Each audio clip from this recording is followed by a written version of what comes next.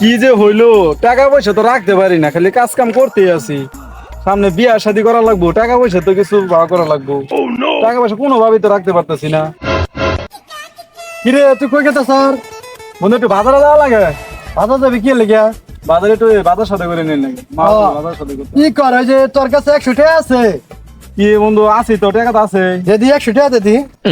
আচ্ছা ধরে তাহলে। কি রে তুই যে বন্ধু টিয়া নিলি, টিয়া কি করবি? আরে না, টাকা দেয় তোর কিছু করতাম না, তোর একটা হিসাব মিলামো, হিসাবটা মিলান লাগবো বুঝছর, এর লেগে তোর টাকা নিলাম। আরে বন্ধু কি আর হিসাব করবি? ও হিসাবটা ধরে যে তোর ধরে 100 টাকা পয়রা পাইছি, ঠিক আছে? তোর যে পয়রা পাইছি, তোর মনে করে যে এই যে মসজিদের লাগে 20 টাকা রাখলাম, ঠিক আছে? মসজিদে লাগিয়া হ্যাঁ, আর এদিক থেকে তোর মনে কর যে আছে 80 টাকা।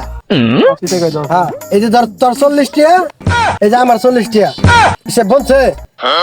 বলছেই তো। আচ্ছা ঠিক আছে, তাহলে ধর এই যে টাকা পয়রা পাইছি, হিসাব মিলে নিলাম, ঠিক আছে? দেখা যা।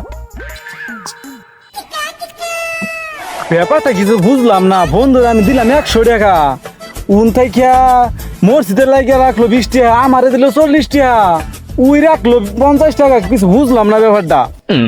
কি করলো আমার টাকা দিয়ে আমারে বুঝাইলো। হ্যাঁ এ বন্ধু কই গেলি রে?